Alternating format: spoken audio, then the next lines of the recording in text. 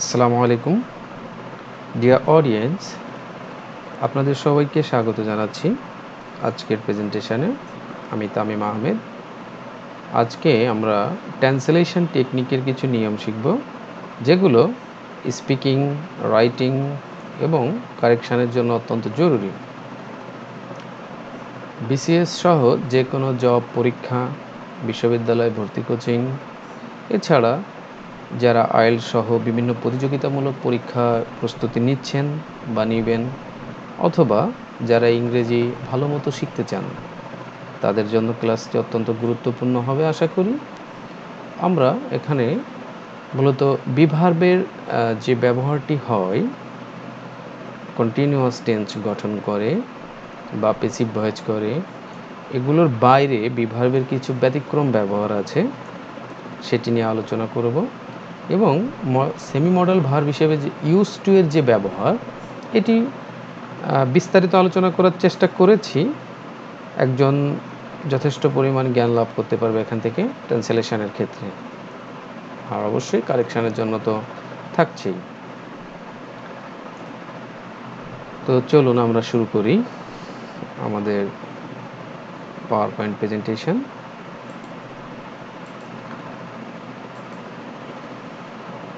সবাইকে স্বাগত। আমরা জানি be verb am, is, are, was, were এটি প্রধানত দুভাবে ব্যবহৃত হয়, সাহায্যকারী ক্রিয়া ও প্রধান ক্রিয়া। সাহায্যকারী ক্রিয়া হিসেবে যখন বসে আমরা প্রেজেন্ট ও পাস্ট কন্টিনিউয়াস টেন্স গঠন করি, আর যখন প্রধান ক্রিয়া রূপে বসে তখন আমরা এটিকে প্রেজেন্ট ও পাস্ট ইনডিফিনিট হিসেবে গঠন করি, ব্যবহার করি। যেমন I am reading English, they were reading English. এখানে অ্যাম এবং ওয়ার কন্টিনিউয়াস টেন্স গঠন করেছে। পরের সেন্টেন্সে I am a teacher, he was a student. এখানে অ্যাম এবং ওয়াজ প্রধান ক্রিয়ারূপে ব্যবহৃত হয়েছে এবং এরা ইনডিফিনিট টেন্স গঠন করেছে। তবে এরা বিশেষ অর্থে ব্যবহৃত হয়, যা এখন আলোচনা করব।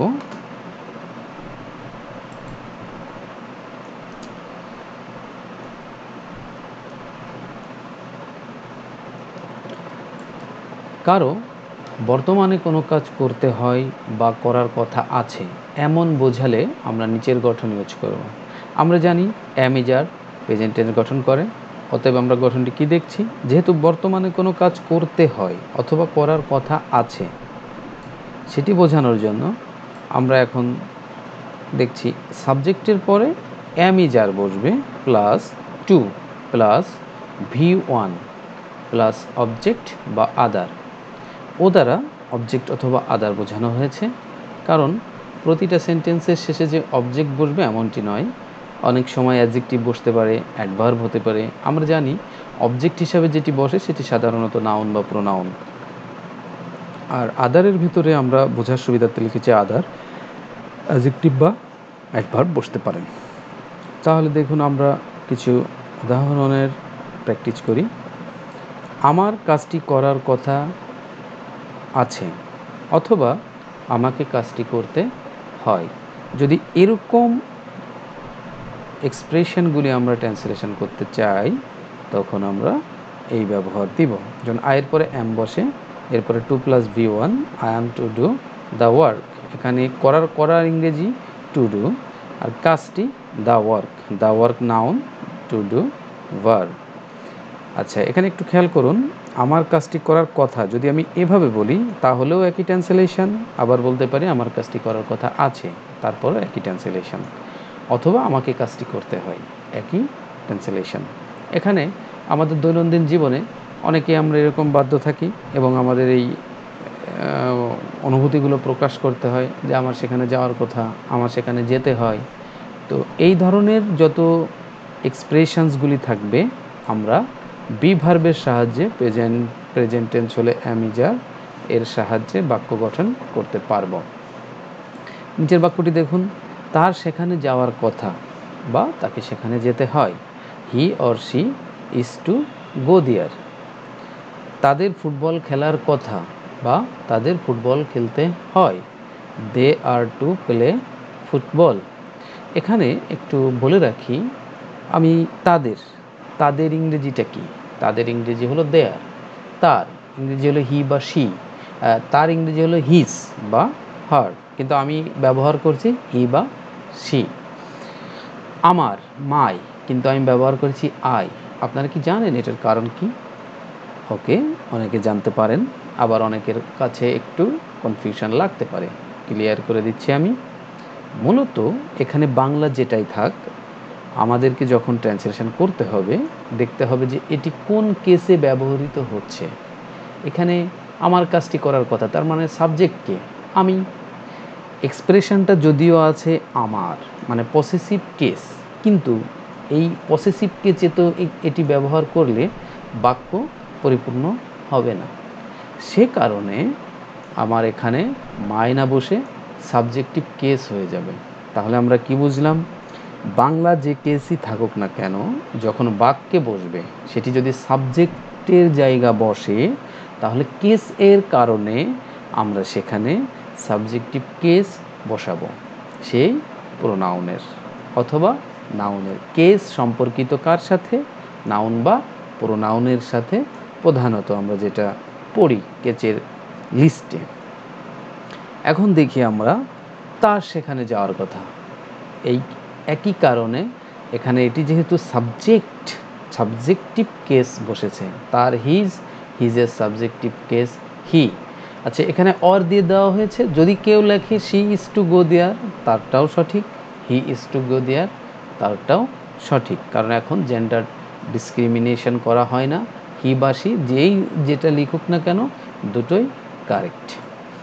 তাদের ফুটবল খেলার কথা আছে, একই কারণে দেয়ার না হয়ে ব্যবহৃত হয়েছে দে আর টু প্লে ফুটবল। তাদের ফুটবল খেলতে হয়। They are to play football. গঠনগুলি আসলে অত্যন্ত চমৎকার। যেমন ধারা বর্ণনার সময় আমরা অনেক সময় বলি যে কোনো ব্যাটিং, কেউ ব্যাট করবে, ক্রম বা অর্ডার বোঝাতে আমরা কিন্তু এই গঠনটি ব্যবহার করতে পারি বা করি। যেমন Tamim Iqbal is to bat now, তার মানে তামিম ইকবাল এখন ব্যাট করবে বা ব্যাট করার কথা, কিছুটা ফিউচারকে নির্দেশ করে। এই গঠন দ্বারা আমরা কিছুটা ফিউচারের কথাও বলতে পারি, কিন্তু যেহেতু ক্রম বোঝাচ্ছে বা অর্ডার, ক্রিকেট ব্যাটসম্যান যখন মাঠে নামেন আমরা তখন এই ধরনের বাক্য ব্যবহার করব। চলুন পরবর্তী স্লাইডে যাই।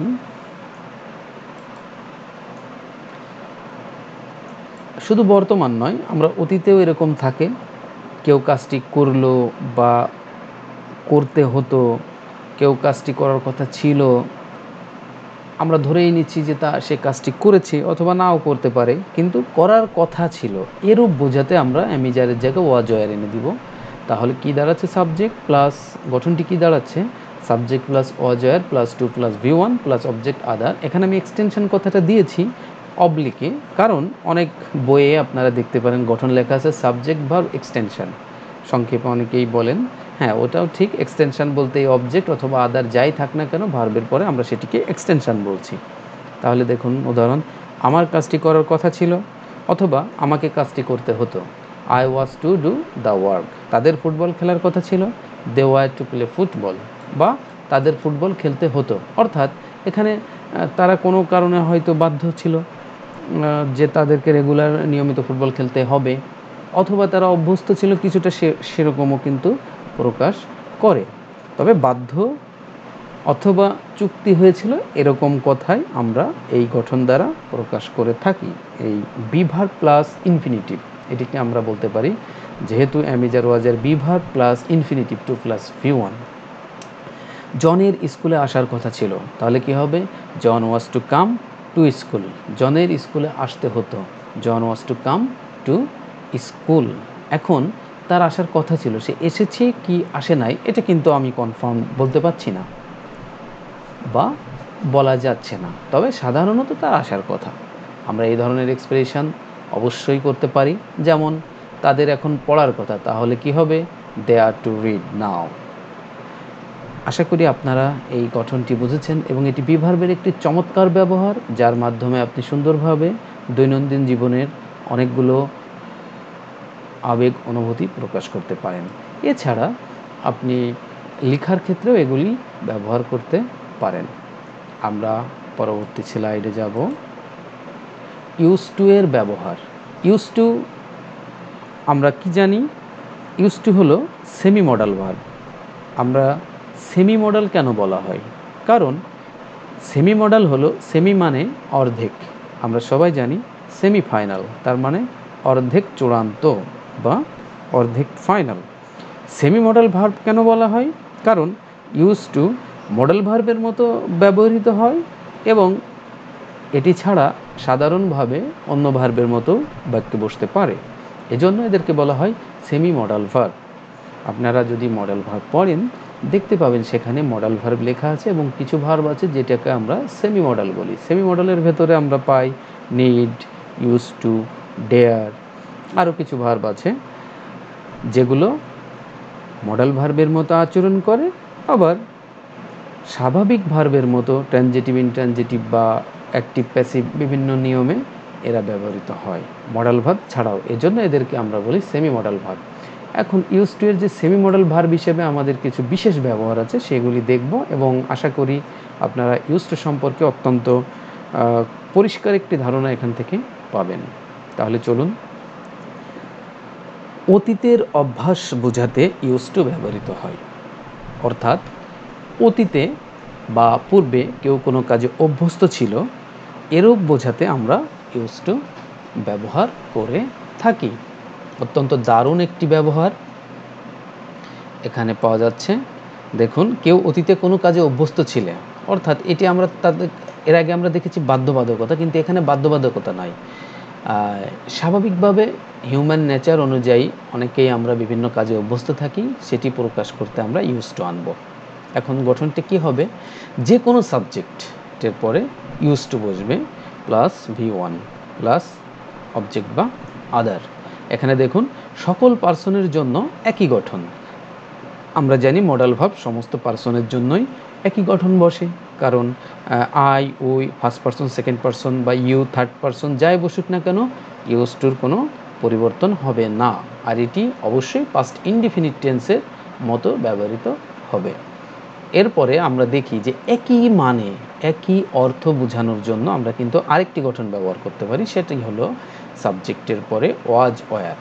যদি কেউ ওয়াজ ওয়্যার বসায় তখন গঠনটি পরিবর্তিত হয়ে যাবে ইউজ টুর পরে ভার্বের সাথে আইএনজি প্লাস অবজেক্ট বা আদার। আপনারা এই গঠনটি আপনাদের পরীক্ষা, বিশ্ববিদ্যালয় ভর্তি কোচিং, বিসিএস জব পরীক্ষা সহ দৈনন্দিন জীবনে অত্যন্ত কার্যকরী এবং এটি কারেকশানে থাকে, অতএব ভালো করে লক্ষ্য করুন এবং খেয়াল করুন। যেমন সে সেখানে যেত, হি ইউজ টু গো দেয়ার, বা যদি বলা হয় he was use to going there, এই দুটির অর্থ মূলত একই। এটা তার নিয়মিত অভ্যাস ছিল, জোর করেনি কেউ। এরপরে দেখি তারা প্রতিদিন ফুটবল খেলতো। জন এবং জেন বিকালে হাঁটতো। They use to play football everyday. এখানে দের কারণেও দেখছেন ইউজ টু বসেছে, সের কারণেও ইউজ টু বসেছে। আচ্ছা, জন এবং জেন বিকালে হাঁটতে, এটি তাদের নিয়মিত অভ্যাস ছিল। John and Jane use to walk in the afternoon, মানে বিকালে। আরেকটি গঠন যেটি আমি এখানে দেখিয়েছি দ্বিতীয়, যদি আমরা এটিকে এভাবে বলি, they were use to playing football every day. John and Jane were use to walking in the afternoon. একটি সাধারণ নিয়ম আপনাদের একটু বলে দিই, মর্নিং, আফটারনুন, ইভিনিং, এগুলো সাধারণ ব্যবহারে আমরা অবশ্যই দি দিব, দি আফটারনুন, দি ইভিনিং, ওকে। এটি একটি নিয়ম যে ইন দা বসে, ইন আফটারনুন বসে না। আচ্ছা, আমরা প্রতিদিন পবিত্র কোরআন পড়তাম, তাহলে এটি আমাদের নিয়মিত অভ্যাস ছিল।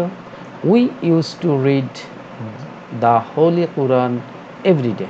আমরা প্রতিদিন পবিত্র কোরআন পড়তাম, এটি আমাদের নিয়মিত অভ্যাস ছিল। অথবা we were use to reading the holy Quran every day. একই অর্থ প্রকাশ করবে। এবার আমরা পরবর্তী স্লাইডে যাই। আচ্ছা, এটি ছিল অতীতের অভ্যাস, ইউজ টু এর যে ব্যবহার। কিন্তু যদি কেউ আমরা প্রকাশ করতে চাই যে বর্তমানে কেউ অভ্যস্ত আছে কোনো কাজে, তখন আমরা কিভাবে প্রকাশ করব? হ্যাঁ, অবশ্যই আমরা এরকম থাকি যে হাঁটাহাঁটি বা কোরআন পড়া অথবা নামাজ পড়া অথবা যে কোনো কাজ করার ক্ষেত্রে আমরা তো বর্তমানে অভ্যস্ত থাকি। সেরূপ ক্ষেত্রেও ইউজ টু ব্যবহৃত হয়, তবে তার গঠনটা দেখুন। আমরা এজন্য অ্যামিজারের সাহায্য নিব। বিভার সাবজেক্ট প্লাস অ্যামিজার প্লাস ইউজ টু প্লাস ভার্বের সাথে আইএনজি প্লাস ও, যেখানে ও স্ট্যান্ড ফর, ও দ্বারা আমি বোঝাচ্ছি অবজেক্ট অথবা আদার অথবা এক্সটেনশন। যদি আমি বলি অবজেক্ট না লিখে এক্সটেনশন, তবুও গঠনটি ঠিক আছে। আপনি একটু খেয়াল করে দেখলে বুঝতে পারবেন যে কোনো গঠন আসলে কঠিন নয়। আমরা শুধু চেঞ্জ করছি বি ভার্ব এবং ভার্বের স্ট্রাকচারে, যে প্রথমে সাবজেক্ট শেষে অবজেক্ট বা আদার, এটি কমন, এবং পরে অক্সিলারি ভার্ব, তারপরে যে মেন ভার্বের কী রূপ আমরা এটি চেঞ্জ করছি। অতএব একটু খেয়াল করলে গঠন মনে রাখা খুব একটা কঠিন নয়। আর আমরা আগেই বলেছি ইউজ টু এর বিশেষ ব্যবহার আমরা এখানে শিখছি, বা মডাল ভার্ব হিসেবে, সেমি মডাল ভার্ব হিসেবে ইউজ টু কীভাবে ব্যবহৃত হয় আমরা সেটি দেখতেছি। আর ইউজ টুর একটি মানে বা অর্থ বা ব্যবহারের ক্ষেত্রে আমরা সাধারণত যেটি ইউজ করি সেটি হলো অভ্যস্ততা বা অভ্যাস। তাহলে চলুন দেখি, তারা প্রতিদিন সকালে হাঁটতে অভ্যস্ত। আমরা এরকম বাক্য রেগুলার বলি। They are use to walking in the morning everyday. Everyday adverb, এজন্য এটি শেষে বসেছে। জন উচ্চস্বরে বই পড়তে অভ্যস্ত। তাহলে কি হবে? John is use to reading books loudly. সে অনেক খেতে অভ্যস্ত। He is use to eating a lot. সে অনেক খেতে অভ্যস্ত। এখানে আমি অবজেক্ট কিন্তু বলি নাই। অবজেক্ট না থাকলে আমরা দিব না। ট্রানজিটিভ ভার্বের পরে সাধারণত অবজেক্ট বসে, কিন্তু যদি অবজেক্ট না থাকে তাহলে অবজেক্ট ছাড়াই বসবে। আচ্ছা, রানী দুপুরে ঘুমাতে অভ্যস্ত। তাহলে কি একটি বর্তমানের অভ্যাস। Rani is use to sleeping at noon. খেয়াল করুন, দুপুরের আগে অ্যাট বসে, নুনের আগে সবসময় প্রিপোজিশন আমরা অ্যাট বসাবো। আবার রাতের পূর্বেও আমরা সাধারণত অ্যাট বসাই। সে অনেক কথা বলতে অভ্যস্ত। She is use to talking a lot. আমরা নেক্সট স্লাইডে যাব। তাহলে ইউজ টু ব্যবহার করে কিভাবে বর্তমানের কারো অভ্যাস বোঝাতে হয়, আশা করি এই ব্যাপারে আপনারা ক্লিয়ার হয়ে গিয়েছেন। দেখুন, আমরা এতক্ষণ যেটি দেখেছি যে সবসময় কেউ কোনো না কোনো কাজের প্রতি অভ্যস্ত ছিল অথবা আছে, কিন্তু সব সময় কি আমরা কাজের প্রতি অভ্যস্ত থাকি? না, কোনো বিষয় বা বস্তুর প্রতিও অভ্যস্ত থাকতে পারি। সেক্ষেত্রে কি বসবে?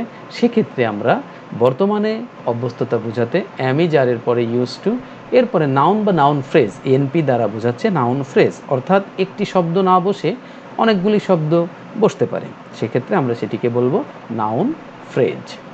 দেখুন, যদি না বোধক হয়, আপনারা একটি নিয়ম জানেন, জেনে থাকবেন, আর যে জানেন না একটু খেয়াল করুন।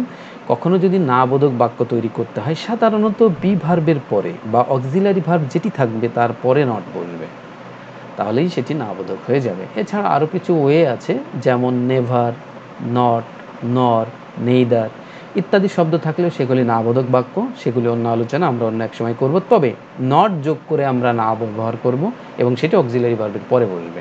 এটি আমরা সাধারণভাবে টেন্সের নিয়মে আমরা জানি। তো বর্তমানে যদি অভ্যস্ততা বোঝায় তাহলে am is are plus use to plus সেই নাউন বা নাউন ফ্রেজ, কিন্তু যদি না বোঝাতে চাই সেক্ষেত্রে অ্যামিজারের পরে আমরা নট বসাবো। যেমন দেখুন উদাহরণ এখানে, সে গরমের প্রতি অভ্যস্ত। He is use to heat. তারা তীব্র ঠান্ডার প্রতি অভ্যস্ত। They are use to biting cold. এখানে খেয়াল করুন, কোল্ড ঠান্ডা, আর তীব্র ঠান্ডা বুঝাইলে বুঝাবে বাইটিং। সে ট্রাফিক জ্যামের প্রতি অভ্যস্ত অথবা অভ্যস্ত নয়। সে ট্রাফিক জ্যামের প্রতি অথবা জ্যামে অভ্যস্ত নয়। খেয়াল করুন বিষয়টি, সে ট্রাফিক জ্যামের প্রতি, আমি যদি বাংলাটা বলি এভাবে, জ্যামের প্রতি অভ্যস্ত নয়, তবুও যে ট্রান্সলেশন, অথবা জ্যামে অভ্যস্ত নয়, বাংলার বিভিন্ন রূপ আসলে আসতে পারে। আমাদের ট্রান্সলেশনের সময় মূল স্ট্রাকচার, মূল গঠন এবং মূল ভাবটির দিকে তাকাতে হবে। সবসময় যে একই রকম শব্দ থাকবে এমনটি নয়। তাহলে সে ট্রাফিক জ্যামের প্রতি অভ্যস্ত বা অভ্যস্ত নয়। She is not use to traffic jam. আমরা দুর্নীতিতে বা দুর্নীতির প্রতি অভ্যস্ত। দেন আমরা বলবো we are use to corruption.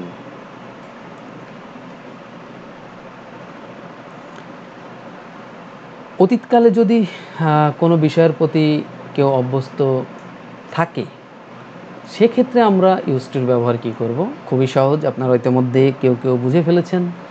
অতীত হলে আমরা ওয়াজ ওয়ার ইউজ করব, অর্থাৎ subject was were plus use to plus noun বা নাউন ফ্রেজ, না বোধক হলে ওয়াজ ওয়ারের পরে নট বসাবো। সে গরমের প্রতি অভ্যস্ত ছিল, he was use to hit.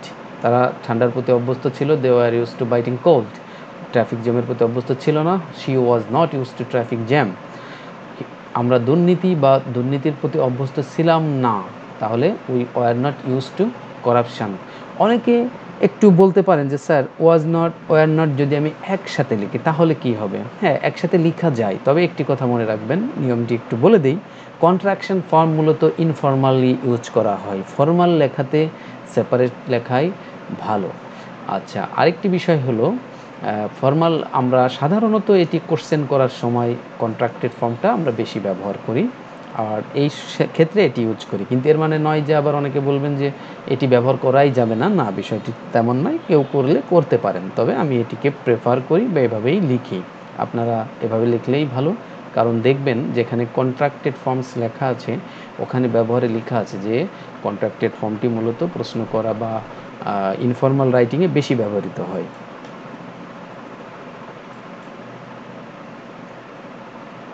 দেখুন, আরেকটি দারুণ ব্যবহার ইউজ টু এর, আমরা অনেক সময় আমাদের এক্সপ্রেশনে বলি যে কেউ কোনো কাজের প্রতি বা বিষয়ের প্রতি কোনো কিছুর প্রতি অভ্যস্ত হয়ে গেল, বা এটি আসলে মূলত পাস্ট টেন্স গঠন করে, পাস্ট ইনডিফিনিট অবশ্যই।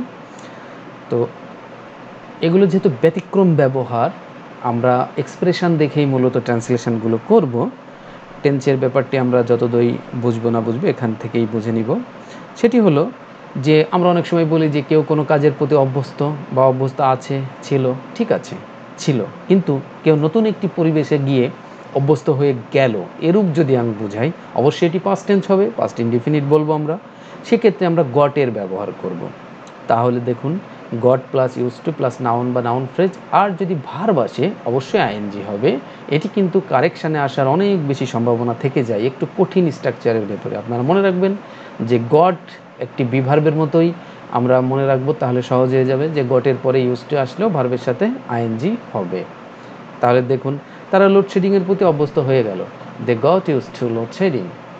সে নদীতে গোসল করতে অভ্যস্ত হয়ে গেল, he got use to bathing in the river. এইটিকে যদি আপনি এভাবে বলেন, he got use to taking bath, BATH, তবুও ঠিক আছে, ইন দ্য রিভার। বাথ যখন হবে তখন সেটি নাউন, কিন্তু যখন এটিকে আপনি ভার্ব হিসেবে ব্যবহার করবেন, গোসল করা, তখন আপনাকে দ উচ্চারণ করতে হবে। যেমন bathe, he got use to bathing in the river. কেউ হয়তো শহর থেকে, ঢাকা শহর থেকে গ্রামে গেছে এবং সে 1 সপ্তাহ খানিক ছিল, সে নদীতে কখনো গোসল করেনি। তো তার যারা কাজিন ছিল তারা তাকে নিয়মিত 3-4 দিন করানোর পরে সে নদীতে গোসল করতে অভ্যস্ত হয়ে গেল। আমরা এরকম এক্সপ্রেশন আমাদের লাগতেই পারে। তাহলে সে নদীতে গোসল করতে অভ্যস্ত হয়ে গেল, he got use to bathing in the river. John পড়াশোনার প্রতি অভ্যস্ত হয়ে গেল, John got use to study. Study এখানে নাউন। স্টাডি মানে কি? স্টাডির ব্যাপক মানে আছে, অর্থ আছে। স্টাডি মানে হলো বা অর্থ হলো পড়াশোনা। এক হলো ভার্ব হিসেবে যখন বসবে তখন বোঝাবে পড়াশোনা করা, আর যখন নাউন তখন পড়াশোনা অর্থ আসবে। আরেকটি বিষয় আপনাদেরকে একটু আমি জানিয়ে রাখি, সেটি হলো প্রোনাউন্সিয়েশন নিয়ে আপনারা বেশি চিন্তা করবেন না, আগে ফ্লুয়েন্সিটা দরকার। আর যে স্ট্যান্ডার্ড বাংলাদেশি প্রোনাউন্সিয়েশন আছে এটাই অনেক, আপনারা এখান থেকে আস্তে আস্তে ডেভেলপ করার চেষ্টা করবেন। কিন্তু প্রোনাউন্সিয়েশন নিয়ে যদি খুব বেশি চিন্তিত হয়ে যান তাহলে ইংরেজি শেখা পিছিয়ে যাবে এবং এটি ক্ষতিগ্রস্ত, আপনি ক্ষতিগ্রস্ত হবেন, এটি ক্ষতির কারণ হয়ে দাঁড়াবে। কারণ প্রোনাউন্সিয়েশন অত গুরুত্বপূর্ণ নয় যতটা আমরা ভাবি অনেক সময়, কিন্তু ফ্লুয়েন্সি অত্যন্ত গুরুত্বপূর্ণ। প্রোনাউন্সিয়েশনও গুরুত্বপূর্ণ, যেটি আমরা স্বাভাবিক প্রোনাউন্সিয়েশন বলছি বা বাংলাদেশি স্টাইলে বলছি বা ইন্ডিয়ান সাবকন্টিনেন্টে ব্যবহৃত হচ্ছে, আপনি যদি এতটুকু কিন্তু জানতে পারেন বা ফ্লুয়েন্সি আনতে পারেন, অবশ্যই এটি খুব গুরুত্বপূর্ণ হবে।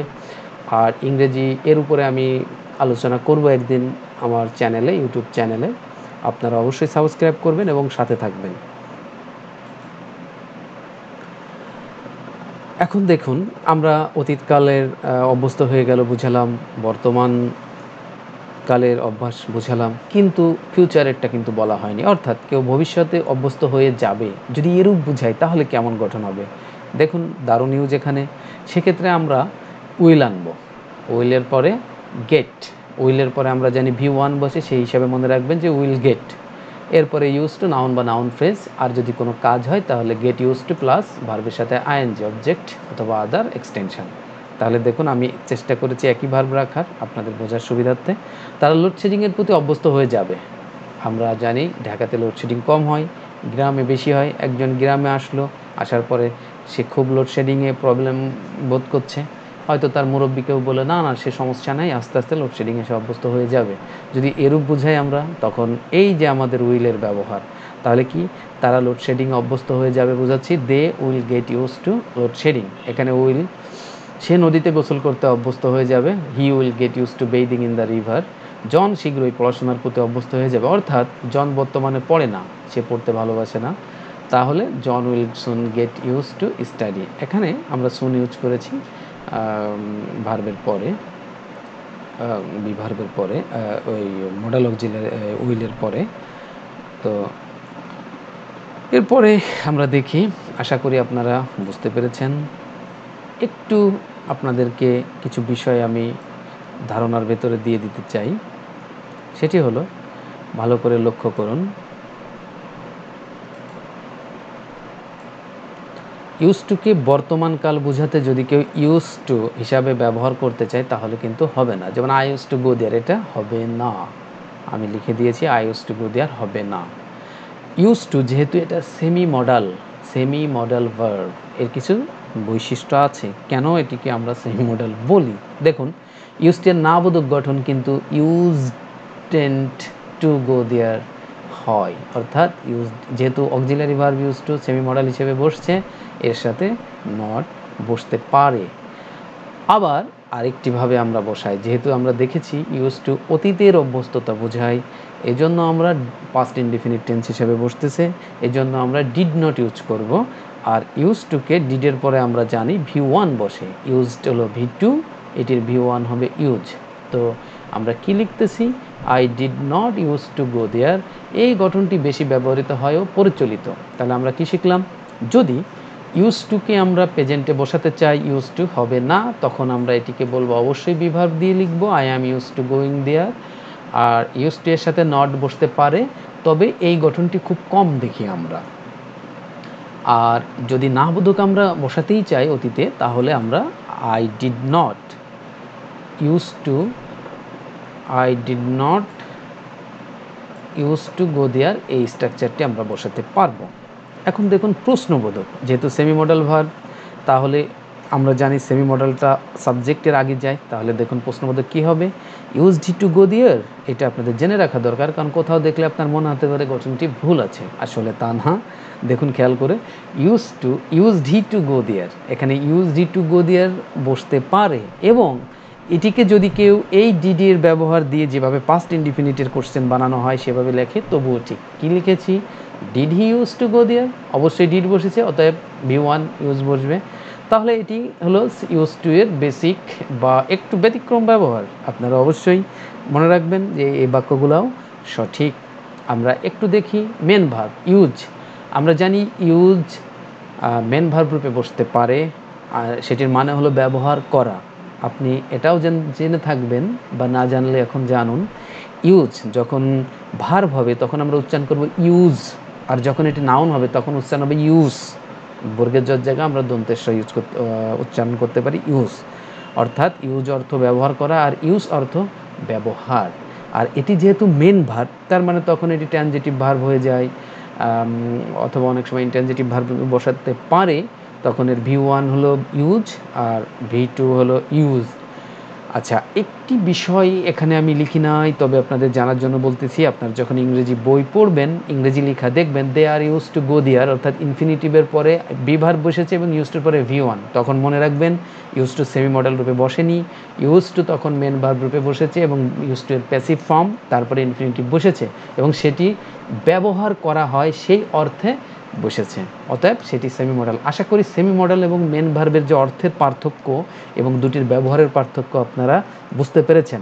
কারণ আপনার কাছে কনফিউশন লাগতে পারে, they are use to do this, they are use to how, কীভাবে এটি ব্যবহৃত হলো, স্যার তো এভাবে বলছে, অথবা আপনি বইয়ে জেনেছেন এভাবে। হ্যাঁ, আমি আবার বলেছি ইউজ টু এর বিশেষ ব্যবহার এটি, কিন্তু ইউজ টু নিজে যখন ট্রানজিটিভ ভার্ব অথবা ইনট্রানজিটিভ ভার্ব যেভাবেই আমরা বসাই না কেন, তখন কিন্তু তার অর্থটা হয়ে যাচ্ছে ব্যবহার করা বা ব্যবহার না করা, আর সেক্ষেত্রে এরপরে ইনফিনিটিভ এরা নিতে পারে।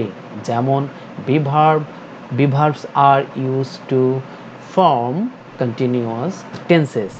এর উপরেও আরও আলোচনা হবে। আপনারা এরকম ইংরেজি দারুণ দারুণ ইউনিক নিয়ম এবং পরীক্ষার জন্য অত্যন্ত গুরুত্বপূর্ণ নিয়ম জানার জন্য এবং ইংরেজি জানার জন্য লিখিত অথবা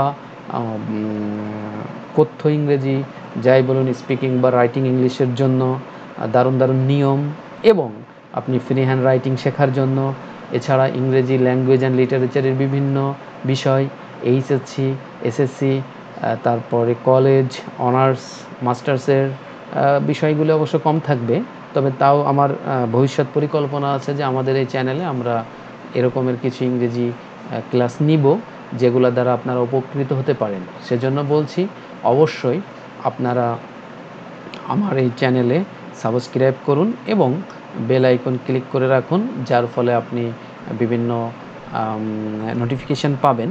এবং যদি আপনি চ্যানেলটিকে সাবস্ক্রাইব করে থাকেন, অবশ্যই আপনাকে ধন্যবাদ। আর ভিডিওটি এই পর্যন্ত যারা দেখছেন তাদেরকে অসংখ্য ধন্যবাদ। লাইক, কমেন্ট, শেয়ার এবং সাবস্ক্রাইব দ্য চ্যানেল। আপনি ইংরেজি শেখার জন্য বিভিন্ন গুরুত্বপূর্ণ নিয়মকানুন আলোচনা করা হবে এই চ্যানেলে, অতএব আপনি এই চ্যানেলে থাকলে আশা করি লাভবান হবেন, অথেন্টিক নিয়ম পাবেন যেগুলো শেখানো হবে। আশা করি ভুলের ঊর্ধ্বে থাকবে। তারপরও যদি কোনো ভুল হয়ে যায়, আপনাদের কমেন্ট থাকলে আমি সেখানে কারেক্ট করে দিব অথবা সে বিষয়টি নিয়ে আলোচনা করব, এক্সপ্লেনেশান থাকবে। আজকে এই পর্যন্ত আমার সাথে থাকার জন্য অনেক ধন্যবাদ। আপনাদের সবাইকে ধন্যবাদ জানিয়ে আজকের মতো শেষ করছি। Thank you.